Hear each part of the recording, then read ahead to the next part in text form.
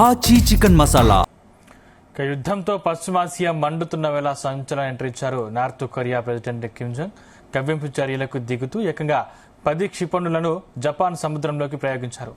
Ballistic cruise మిసైళ్లను పరీక్షిస్తుండగా తన కూతురుతో కలిసి స్వయంగా పర్యవేక్షించారు కిమ్ జంగ్. ఇందుకు సంబంధించిన వీడియోను ఉత్తర కొరియా ప్రభుత్వం విడుదల చేసింది. క్షిపణులు ప్రయోగిస్తున్న స్పాట్లో తన కూతురుతో కలిసి విక్టరీ సింబల్ చూపించాడు కిమ్ జంగ్.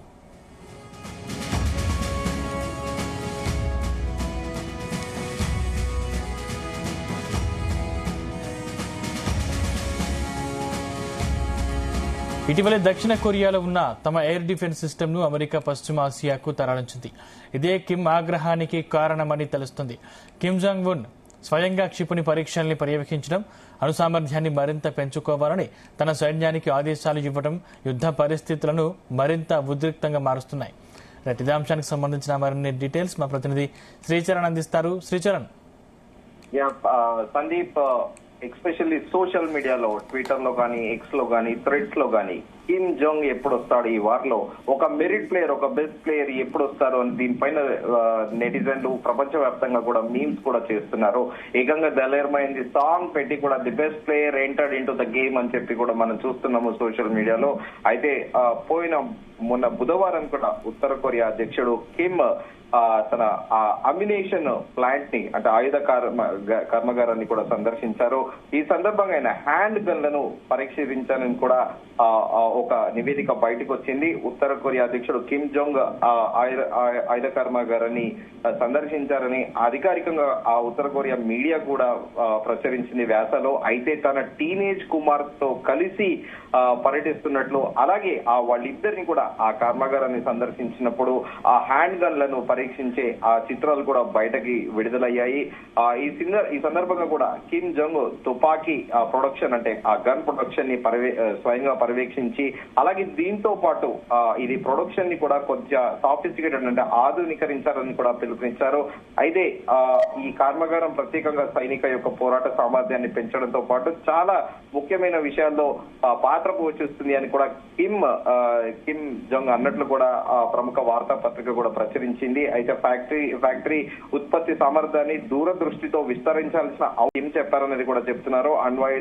సాయుధ రాష్ట్రం యొక్క సైనిక పరాక్రమాన్ని తరచుగా ప్రదర్శిస్తున్నప్పటికీ కిమ్ ప్రయత్నిస్తూ వస్తున్నారు. ఇటీవల కొత్తగా ప్రయోగించిన డెస్ట్రాయర్ వ్యూహాత్మక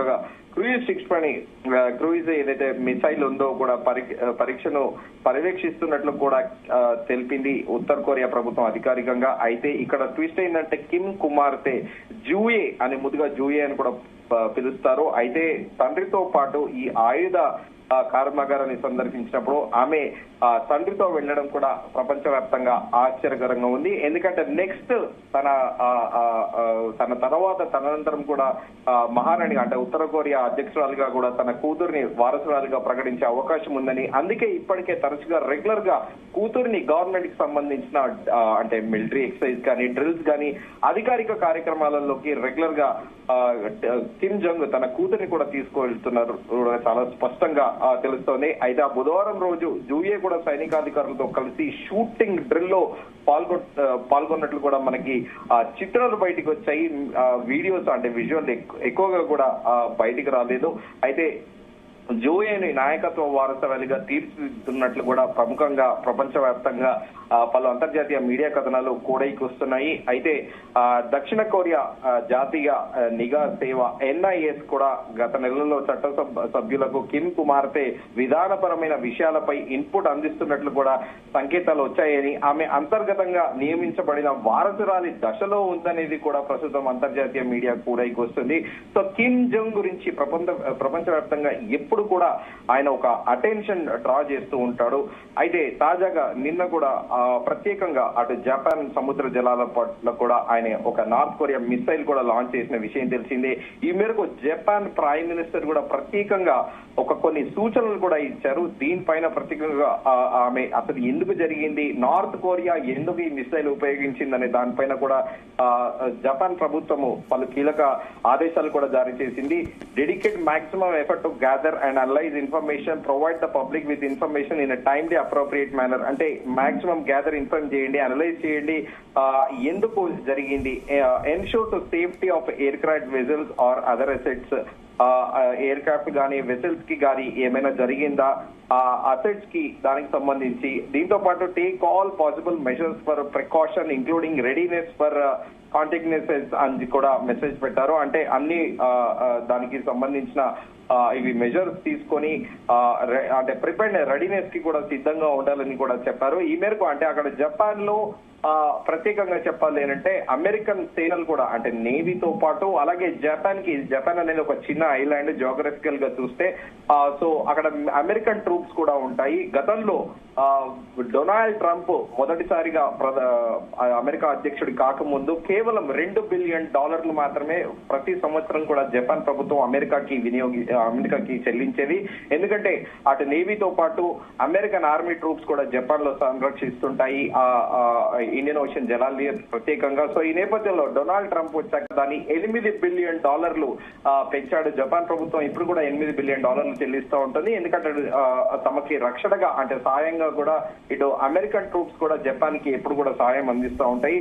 సో ఈ నేపథ్యంలో జపాన్ ప్రధాని కూడా పలు కీలక సూచనలు కూడా అందజేశారు ఇది నిన్న జరిగిన మిసైల్ అటాక్ పైన.